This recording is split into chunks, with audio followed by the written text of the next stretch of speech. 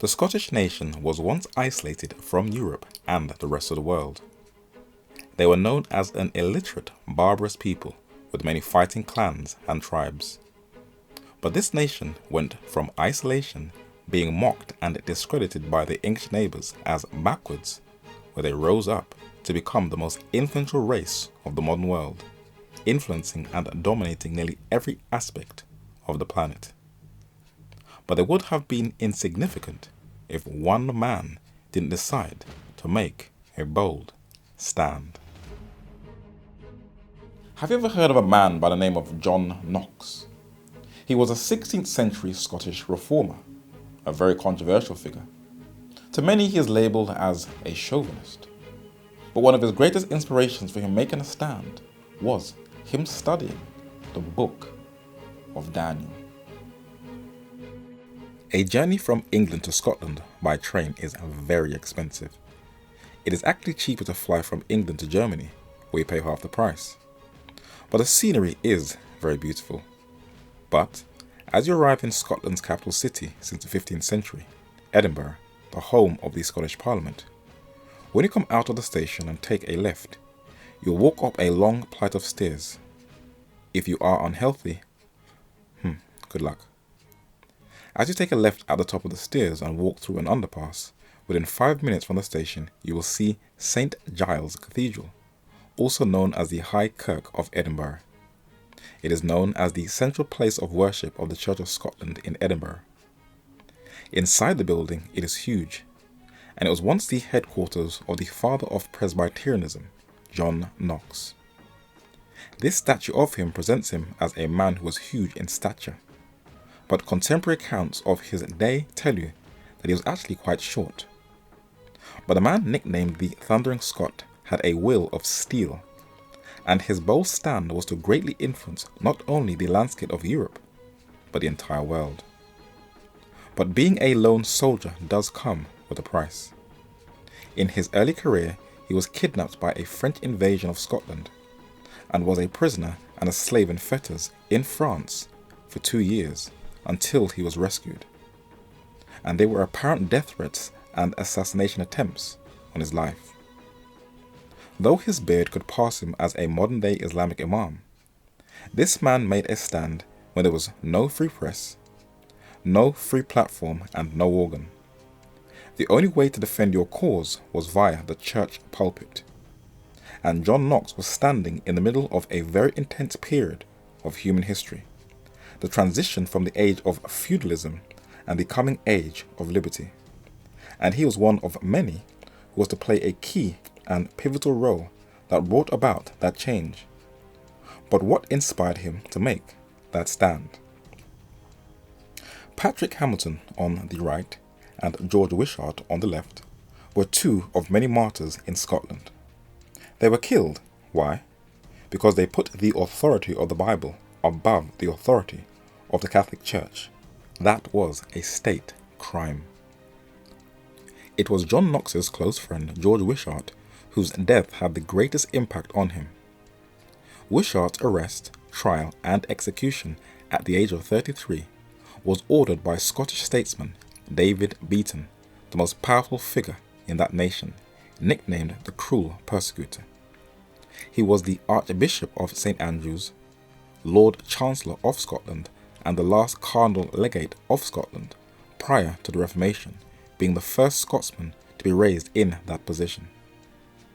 He had 8 children with his mistress and was an implacable opponent of the Reformation. But he was murdered by men who wanted to avenge George Wishart's death, and his mutilated body lay hanging from St. Andrew's Castle for months. John Knox was to learn from these deaths, and he aligned himself and worked within the birthplace of the Reformation, his sister country, England. Off Westminster Bridge is the famous St. Thomas's Hospital that was refounded by a young man who was nicknamed the Young Josiah by the English reformers, King Edward VI, who wanted to reform England, and he appointed John Knox. John Knox became a chaplain in Westminster Cathedral and in Hampton Court Palace, the home of the Tudor monarchy. When King Edward VI continued and elaborated on his father's 1534 separation of England from Papal Rome, Knox was to be a part of that work, where he ministered in Berwick-upon-Tees, Newcastle, Kent and London, and left his mark on the Church of England, being a chief foster father of English Protestantism, who shaped the Articles and contributed to the Book of Common Prayer. But the young king's life was cut short. He got an illness and died at the young age of around 15 or 16. And though he tried at all costs to exclude his sisters from being his successor to the English throne, his older sister, Mary Tudor, was to turn England into a bloodbath during her 5-year reign by setting alight all those who put the word of God above the authority of the Catholic Church. John Knox fortunately fled the country in 1553 to France. And today, modern secular-minded, papal-leaning historians are trying to downplay the roughly 288 martyrs and those who also suffered imprisonment, torture and famine during her reign. English reformer and editor of Matthew's Bible, John Rogers, was the first Protestant martyr during Mary's reign. He was followed by other Protestant ministers, from left to right, Hugh Latimer, Nicholas Ridley and Archbishop Thomas Cranmer. The blood of the martyrs is the seed of the church, and they did not die in vain. In Smithfield in London was the beginning of martyrdom, and St. Bartholomew's Hospital on its wall is a monument dedicated to the Smithfield martyrs, and the name that is engraved at the top is John Rogers, who was martyred in 1555. Not far from that monument is the Church of the Holy Sepulchre, known as St. Sepulchre without Newgate, and his name is also written at the top as vicar and first Protestant martyr. In Oxford is a monument as can be seen in the centre of the road, and at its top on the steeple are the martyrs Thomas Cranmer, the Archbishop of Canterbury, Nicholas Ridley, Bishop of London and Westminster, and Hugh Latimer, chaplain to King Edward VI. Their names are engraved on the monument, but why were they martyred? It tells you. To be burned, bearing witness to the sacred truths which they had affirmed and maintained against the errors of the Church of Rome. But their fellow reformer John Knox is sadly being undermined, and is presented to the public as an unbalanced, fanatical killjoy who brutalized the young teenage queen, Mary, Queen of Scots. The play in the Royal Lyceum Theatre in Scotland is called Glory on Earth, and it ran from the 20th of May to 10th of June 2017. And as you listen to the responses from the crowd, Knox is ridiculed, and one journal said that it is a call to arms for young women everywhere. The Roman Catholic Church has an absolutely cunning and clever way of making herself look like the victim of history. And the narrator has learned from a teenager that the best way of studying history is to go to the original documents. On a road called Seething Lane in London still stands a house that was once the centre for gathering intelligence for the English government. Its name still bears the title of its former occupant, Walsingham House, and his documents can be found in the official archive of the UK government, a building in Kew in Richmond in Greater London, the National Archives, that has documents dating back for more than 1,000 years. And a handful of them belong to Sir Francis Walsingham, the Principal Secretary of State to Queen Elizabeth I, known as her spy master, who is the godfather of modern-day intelligence and the secret services. He was a skilled diplomat whose knowledge of languages, French, Italian and Latin, and his recruitment of people from Cambridge and Oxford, nurtured the art of espionage and the questionable and controversial black art of psychological warfare, where he had the tools and techniques for making and breaking codes, and he was kept well informed on contemporary international politics. A book was published in 2006 titled Elizabeth Spymaster by a highly respected OBE British historian, Robert Hutchinson, that is well documented and gives us a picture of the vast intelligence apparatus of Sir Francis Walsingham.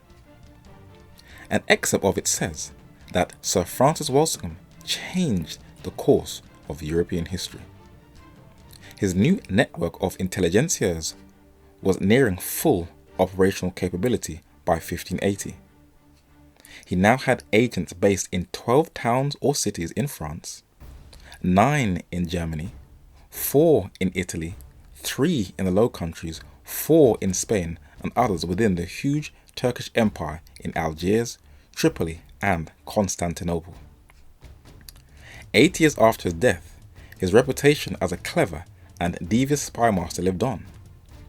He outdid the Jesuits in their own bow, that is, at their own game, and overreached them in their own equivocation.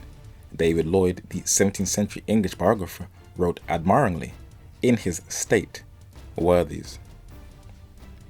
Many look at the fast-paced action-packed British intelligence flicks, mesmerized by the plots and intrigued by the storylines, but most are totally unaware that British intelligence, that consists of MI5 and MI6, was developed in the 16th century to protect the realm and to counter the deadly Catholic plots that were mostly spearheaded by Western Europe's once most deadliest foes, the Sons of Loyola, the Jesuits. English historians James Anthony Froude on the left and Protestant writer Walter Walsh on the right, a member of the Royal Historical Society, both use state documents to show what really happened during the days of John Knox and Queen Mary of Scots. And in the National Archives in Kew are a number of well-preserved documents that details who Mary Queen of Scots was, and she definitely was not innocent, but sinister and dark. It is clear one of Walsingham's tasks was to review seditious books that were compiled by the Jesuits, and in 1577, May the 28th, it was discovered that Mary, Queen of Scots, was working with the Jesuits, one of many plots that were detected. John Knox's name is only mentioned a couple of times in the British State Papers as a licensed preacher under the leadership of King Edward VI, but most are unaware that he collaborated with the English government and shared intel with Queen Elizabeth I and Lord Burleigh about a rumoured Franco-Spanish invasion and takeover of the British Isles, and to make by force Mary Queen of Scots monarch of both Scotland and England.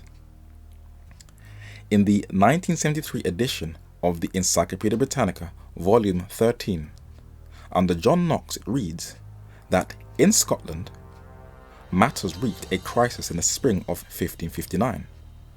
At this juncture, Henry II of France died and power fell into the hand of the Guises, the brothers of the Queen Regent and uncles of the young Queen of France, Mary, Queen of Scots.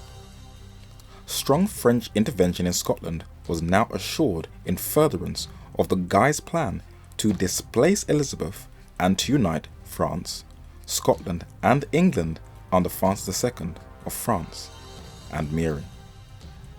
A French victory in Scotland would place Elizabeth and England in grave peril. If not for religious, then for political reasons, it behoved England to make common cause with the Scottish Reformation. Knox lost no opportunity of driving this fact home to William Cecil, afterwards Lord Burleigh, and Elizabeth. The autumn and winter of 1559 saw the Scottish Protestants in desperate plight. Only Knox's superhuman exertions and indomitable spirit kept the cause in being. In the blackest hour, his great sermon at Stirling put fresh heart into the despairing Protestant leaders and saved off irrevocable defeat. On Knox's resolution alone in those months hung the fate not only of Scottish Protestantism, but of Elizabeth England and perhaps of the Reformation throughout Europe. John Knox was a serious brother, Both himself and Walsingham's painstaking endearing efforts saved Europe of being gobbled up by a complete Roman Catholic takeover by the Franco-Spanish armies. John Knox believed that the confiscated property of lands and houses that were once owned by the Catholic Church in Scotland should be equally distributed to provide for the poor and the needy. But a greedy elite thwarted his plans, and he was very upset. Along with other church ministers, John Knox compiled the Book of Discipline that outlined an elaborate educational scheme from parish school up to university, compulsory for all and free to the poor, where a peasant child, both girls and boys, can get access to education, and not just the nobility and the elite. And he believed not the state, but the church should finance this venture. John Knox, unlike other reformers, was not born into privilege, but from humble beginnings. But he was assisted by some of the nobility. One of them, before his untimely assassination, was James Stuart, the Earl of Murray, Regent of Scotland, and the half-brother of Mary, Queen of Scots. This is how John Knox wanted to reform Scotland. But his nemesis, Mary, Queen of Scots, is pictured as this guilty party by modern-day stage productions. But why was she so eager to govern both the thrones of Scotland and England? There is a reason why. Henry Tudor, also known as Henry VII, was an English monarch of Welsh descent who started the House of Tudor monarchy in England. He had a few children to continue the lineage. His successor to the English throne was Henry VIII, who also had a number of children to continue their legacy. And this allegorical painting shows him seated with his daughter Mary and her husband Philip II of Spain on the left, and his son Edward VI and his other daughter Elizabeth I on the right. Margaret Tudor was the brother of King Henry VIII and the daughter of King Henry VII. She married James Stuart, also known as James IV of Scotland, therefore forming an alliance between the Tudor and Stuart monarchy of England and Scotland. They had a child together, James V, and he married French Queen Marie or Mary de Guise, of the Guise dynasty, that now formed a Franco-Scottish bloodline alliance. James V of Scotland and his wife, Mary or Marie, had a child who was born in Scotland but was raised in France, and she was Mary Stuart, better known as Mary, Queen of the Scots. This queen was therefore a descendant of the Tudors of England, being the great niece of King Henry VIII, the Stuarts of Scotland on her father's side, and the Guises of France on her mother's side. Her son, who the famous 1611 Bible is named after, James Stuart, King James VI of Scotland and the first of England, secured that position, and he was almost blown up by Guy Fawkes and his fellow co-Catholic conspirators in a failed coup who wanted to replace him with a Catholic king in what wasn't accomplished with Mary, Queen of the Scots. When John Knox was summoned to her court, Mary, Queen of Scots feared that her Scottish subjects were more obedient to him than to her. And though she could charm many with her bright intellect, not so with Knox.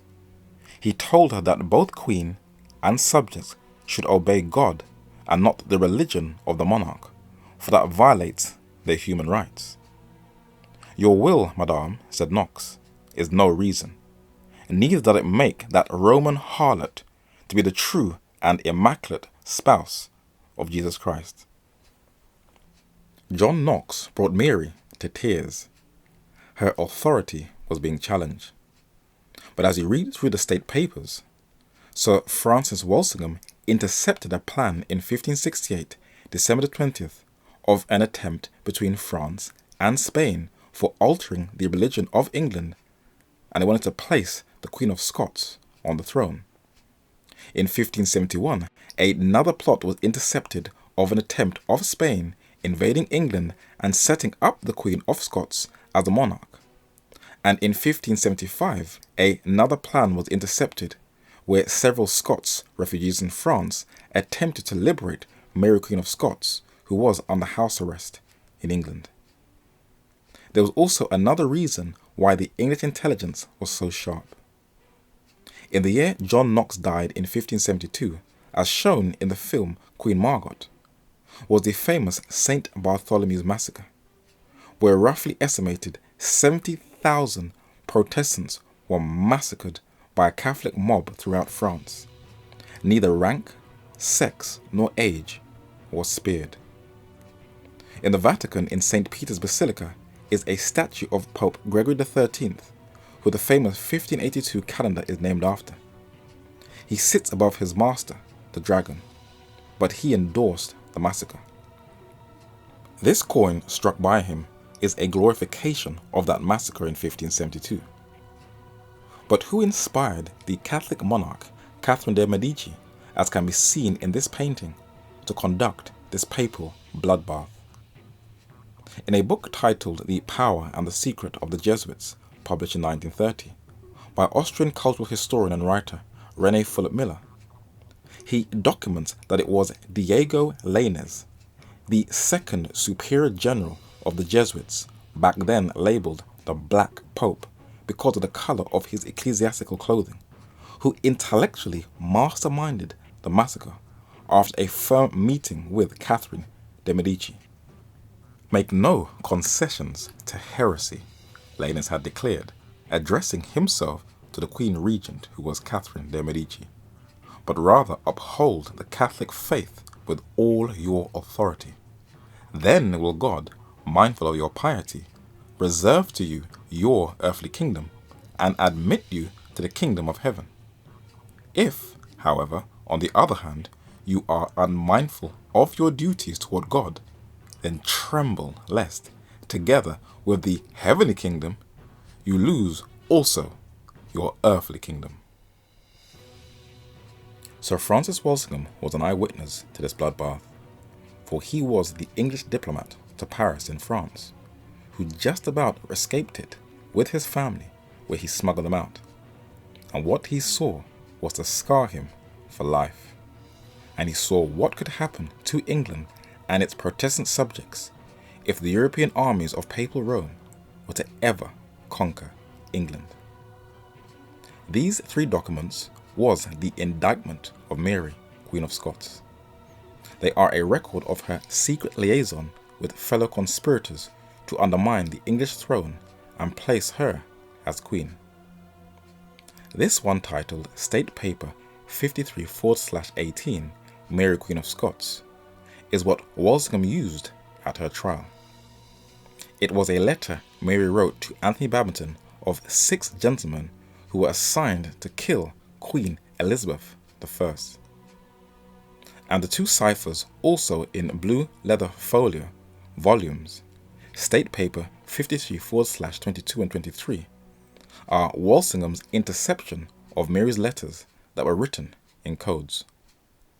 Walsingham's cipher school was able to decode these secret messages of Mary and expose her as a deadly, treasonous woman. She was executed for her crimes against the state, and her body still lies in Westminster Cathedral, in a well-preserved coffin at the back. But it was John Knox who first hindered her plans. But what was the impact he left in Scotland? Writers like John Lorenz von Moschim, the German Lutheran church historian, preserved his legacy in his famous work, An Ecclesiastical History.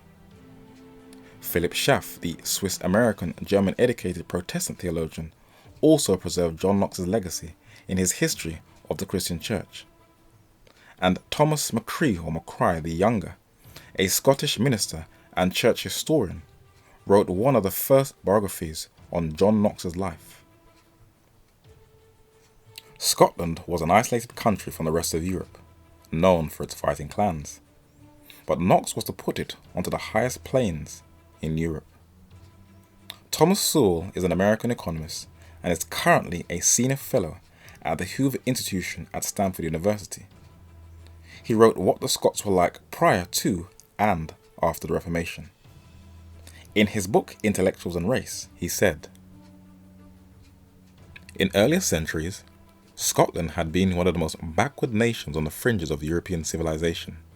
Later, Scots had a spectacular rise to the forefront of European civilization. As far back as Roman times, Scotland lagged behind England, and as late as the 14th century, there was said to be no Scottish barons who could write his own name. Scottish agriculture was primitive, and its industry virtually non-existent. The people were illiterate, and there was no law and order except for the arbitrary edicts of local clan chiefs. The spread of the English language, beginning in the Scottish lowlands, opened a whole new world of literature in numerous fields to the Scots, fields in which there was little or no literature in the indigenous Gaelic language.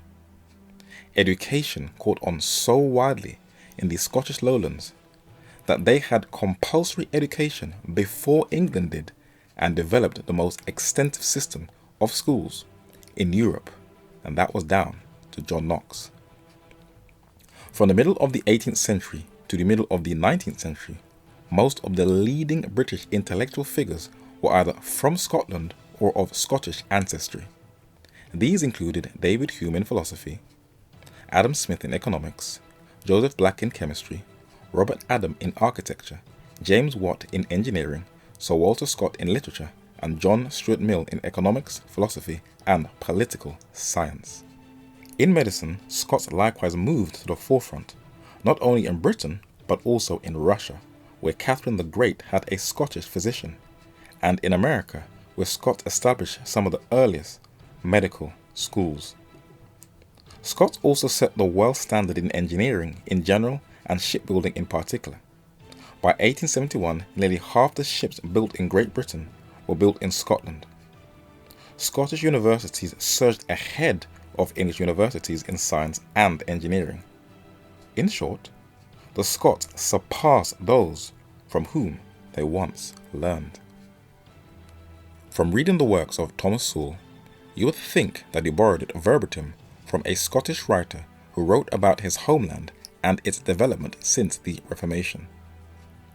East Preston Burial Ground is a well-kept cemetery in Edinburgh in Scotland that has the remains of what looks like many affluent people in Scotland, where the graves are very well kept, and among them lies the remains of a man and his family. His name is Dr. James Aitken Wiley, a Protestant professor and Scottish historian. At the bottom of his grave are the words, "Till he come," where he waits to arise at the first resurrection.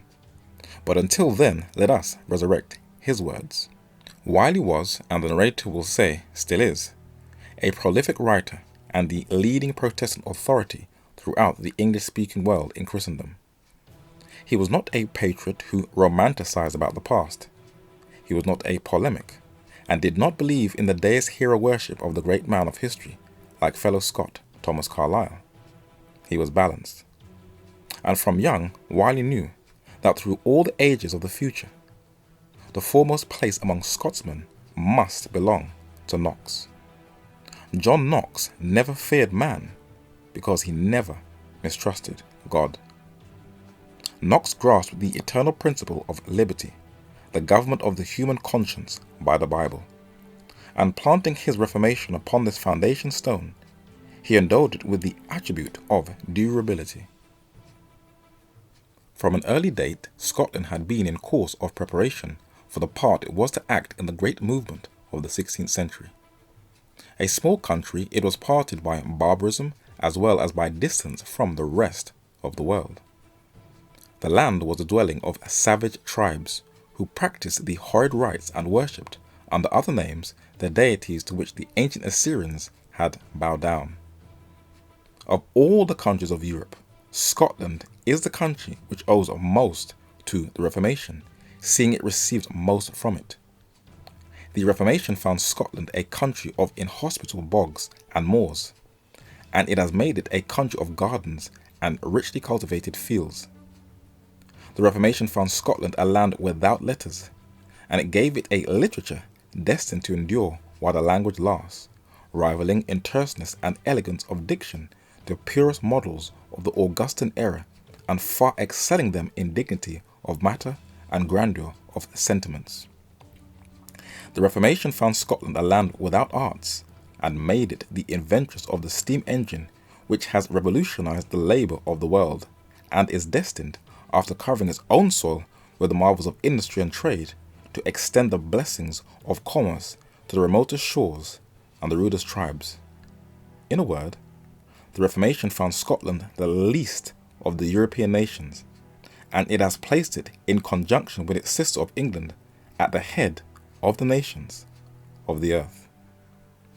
This well-researched book, How the Scots Invented the Modern World, by Arthur L. Herman, an American popular historian, that was published in 2001, is the only known modern work that credits John Knox as developing the Scottish culture, whereby most historians credit Scotland's greatness to the Enlightenment period of the 1700s. King James VI of Scotland and the first of England's tutors were some of the best minds in Scotland.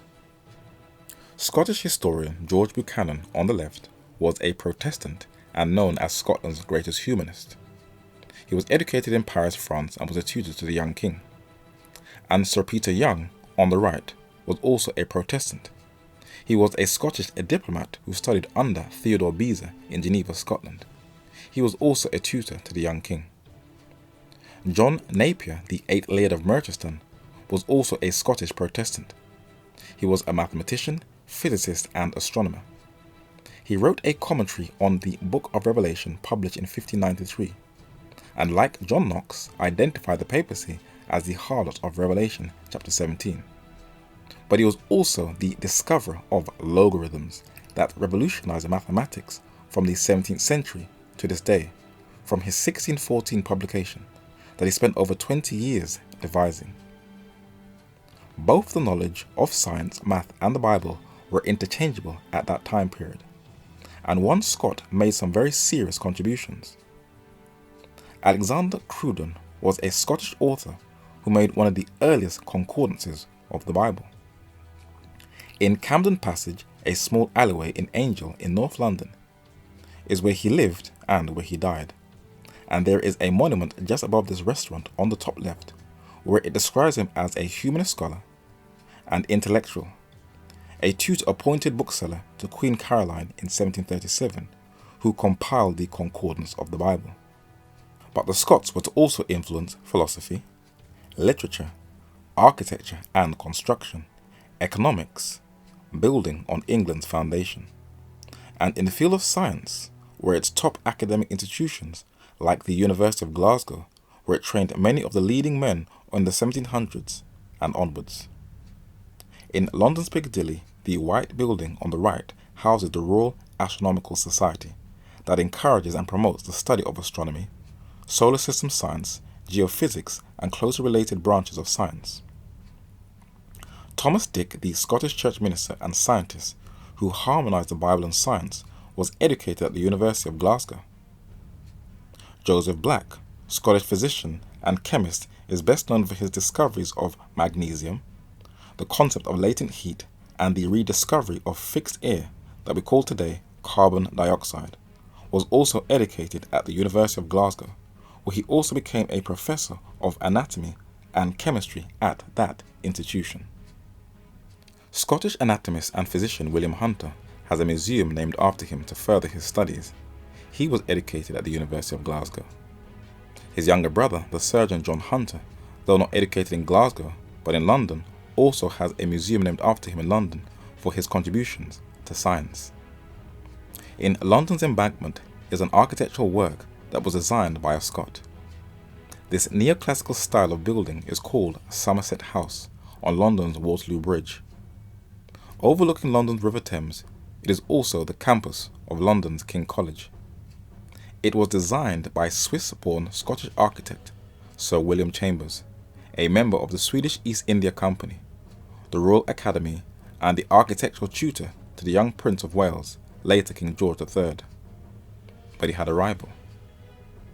It was Robert Adam, who transformed the art of building in the modern world, and this Scot was to also have an impact on modern architecture.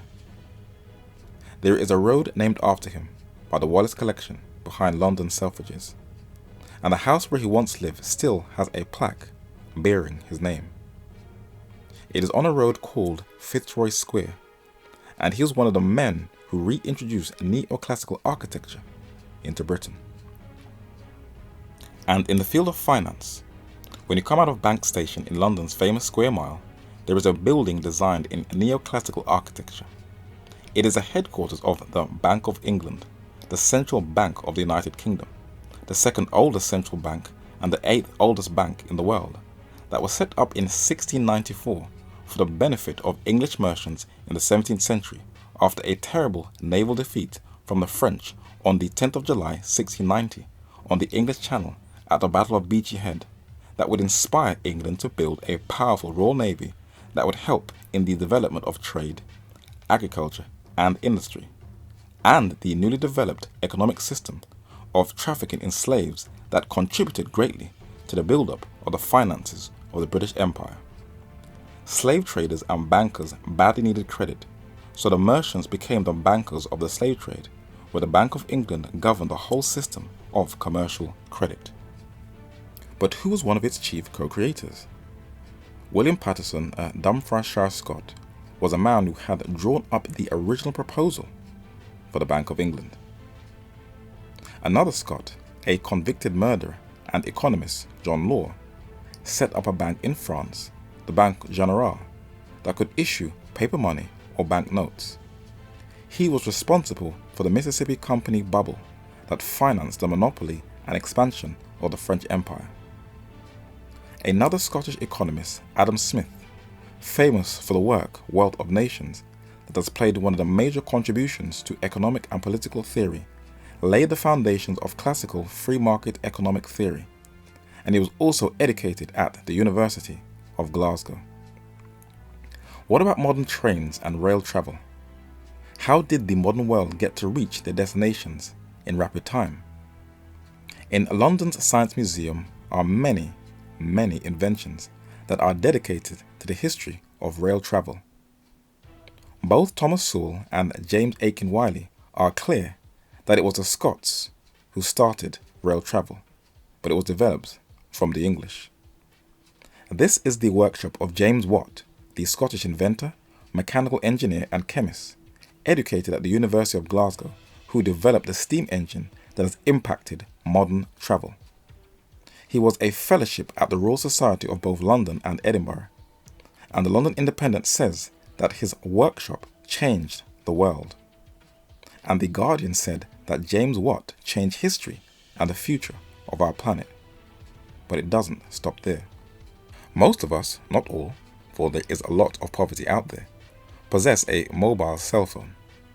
And modern smartphones are like computers, where you can pay bills, take pictures, watch a documentary, film, or the news, make a call, and the list goes on. But who is responsible for this invention?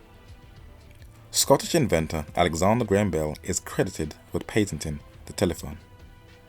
But there seems to be a very heated discussion of recent times, for Americans are claiming that he stole it from them. What about the television? Homes that are privileged have their slick, paper-thin, flat-screen TVs on the wall, or it is like having a cinema in your living room with surround sound. But once again, it was an invention that was developed by another Scot, John Logie Baird, an unknown figure in the development of modern-day technology. In London Soho, there is a street just off Oxford Street called Fifth Street. And as you walk down the road, there is a plaque that commemorates the house where John Logie Baird first developed or demonstrated television. But with greatness always comes wickedness and abuses, and unbeknownst to many, the Scots greatly profited from slavery. The narrator's surname, MacQueen, Mac meaning son of a queen, is Scottish Celtic. So the Scots played a role in those Caribbean slave plantations, though the Scottish educational system prefers that it is not mentioned in the curriculum to be taught in the schools. Thomas Carlyle, the Scottish historian and philosopher, whose statue stands in Chelsea, saw the slave trade as a fully justified act, embracing the racist ideas of other Scots, David Hume and John Hunter. and he shared his views with another Scot, whose statue is in Embankment Gardens, John Stuart Mill, a proponent of utilitarianism. He inherited a lot of his ideas from his father. They both at one time lived in the same house, and his father was a Scotsman whose name was James Mill, an opponent of religion and one of the chief strategists of British colonial rule in India. When Britain ruled India, the jewel in the crown it was called, they left some very bad scars, famines, massacres, and by the time India got its independence in 1947, over 90% of the population were illiterate. The Scots have also influenced how the world measures the age of the earth. The earth is young, thousands of years old, but there are those who have a uniformitarian view, which is the theory that geological processes are always due to continuously and uniformly operating forces. James Hutton, a Scottish geologist, physician and a naturalist, was the original proposer of uniformitarianism that taught that sedimentary strata were laid down slowly over long periods, and this continuous cycle of events would take an immense time or millions of years. This view was embraced by English naturalist Charles Lyell, the man who inspired Charles Darwin, and it is the accepted basis for geological teaching today. But as this study draws to a close, we will look at two more Scotsmen trained at the University of Glasgow who influenced the modern world. William Thomson, 1st Baron Kelvin, was an Irish-born Scottish physicist and engineer who is famous for being the discoverer of the second law of thermodynamics and an inventor of telegraphic and scientific instruments. Just off Belgrave Square in Belgravia, that houses a high number of foreign embassies in London, is a road called Eaton Place. It was once the home of the Scottish inventor Lord Kelvin. On display in London's Science Museum is one of his inventions, a tide predicting machine to predict the motion of tides in the 1870s. But the most influential chemist of the 19th century also had a classmate who was studying in his chemistry class, fellow Scot and medical missionary and explorer from the London Missionary Society, David Livingstone, who has a sextant in his hand. David Livingstone was a serious man. He may look like he had issues from this photo, but it was very rare to see people smile in the 19th century photo ops. But in his exploration in the interior of Africa, he was to expose one of the most downplayed, rarely spoken about episodes of modern human history, the Arab Muslims' role in the slave trade in Africa. Slavery, till this very day, is still a touchy subject. Though it has existed for thousands of years and still continues to this day, everybody today sees themselves as victims, when both blacks, whites, and Arabs all collectively played a central role. It is rumored that in Arab-dominated states in Mauritania and West Africa, and the famine cholera-stricken Yemen, blacks are still slaves in the Muslim world. This courageous missionary wanted to put an end to it, and David Livingstone attended night classes to get the education he craved. By the time he was 14, he had learned Latin and Greek, and mastered stacks of theological literature. He got on well with Africans, better in fact than he did with white Europeans. Livingstone clashed repeatedly with the local Boers. Those were the Dutch descendants who later set up the state of apartheid in South Africa, especially when he supported a local native revolt against their rule. Livingstone did what he could to hinder the slave traders. He did not hesitate to give modern firearms to African communities to fight them off. Livingstone's third and final African expedition was sponsored by the Royal Geographical Society.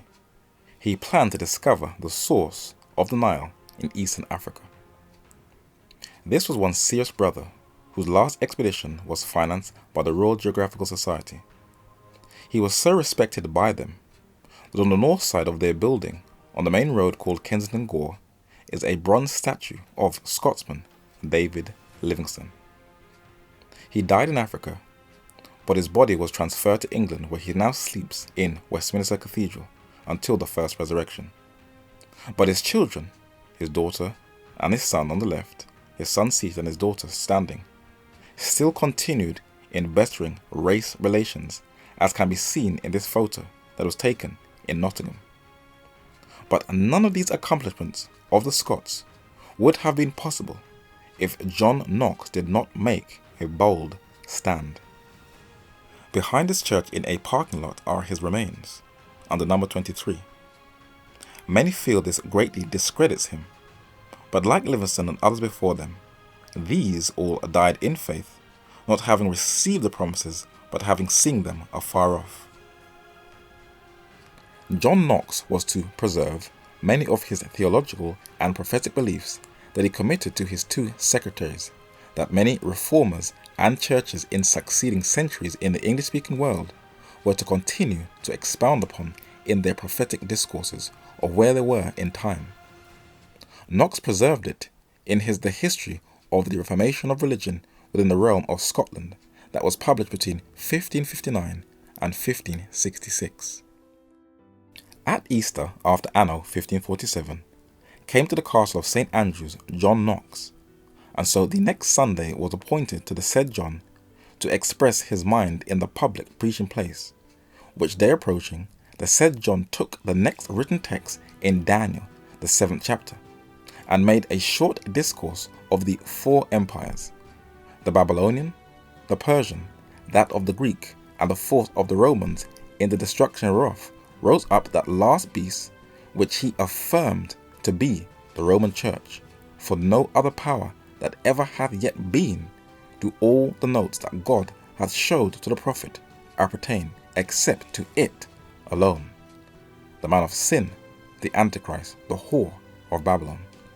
And what will this power attempt to do?